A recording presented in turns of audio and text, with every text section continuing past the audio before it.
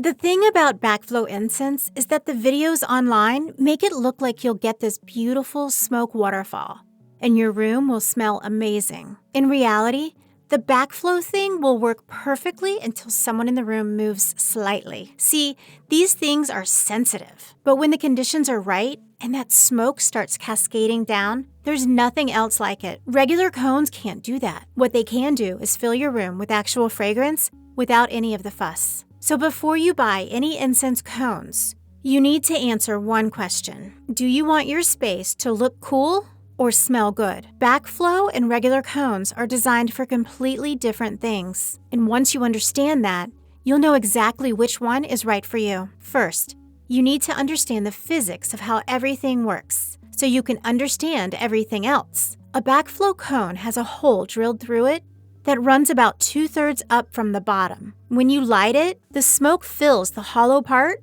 and cools down. The smoke will get heavier than air when it's not hot, and the gravity pulls it down through the hole and out the bottom of the burner. With regular cones, there's no hole, so the smoke will rise normally. Now here's something that might surprise you. With backflow incense, you can never really get the scent to come through. A lot of people literally complain about the smell of the backflow cones. Others find them physically nauseous. And these aren't people who just bought the cheapest ones they could find. Some of them tried multiple brands, but still got the same result. Someone even straight up called backflow cones a smoke fountain instead of an incense fountain. Backflow cones need dense, heavy smoke for the waterfall effect. So manufacturers add things to achieve that density. So the fragrance has to compete with whatever's making the smoke so thick.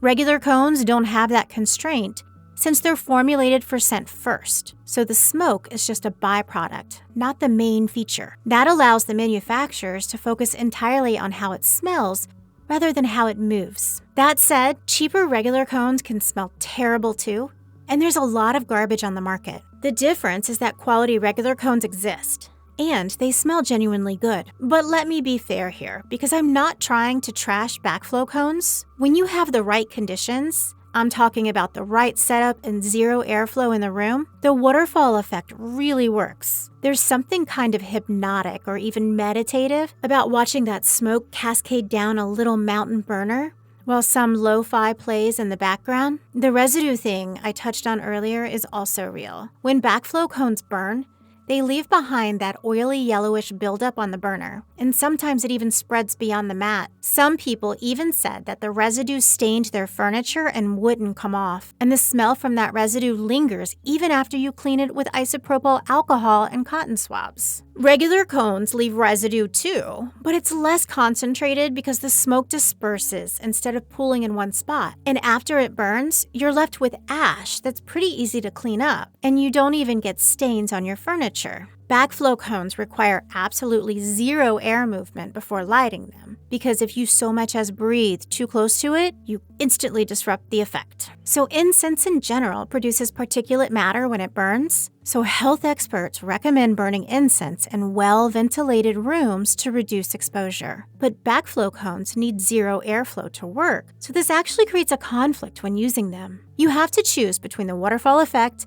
and ventilation, unlike the regular cones, where you can have proper airflow without ruining the experience. When you need to burn backflow cones, because sometimes you just want the effect more than the scent, pay attention to avoid making these common mistakes. Don't light the wrong end of the cone. Check and make sure you are lighting the pointy tip. And make sure you are using the right cone. You can't use a regular cone on a backflow burner because they don't have the hole. Also, the hole on the cone needs to sit directly over the hole in the burner. And be sure to wait for like 10 to 15 minutes because the waterfall effect doesn't start immediately.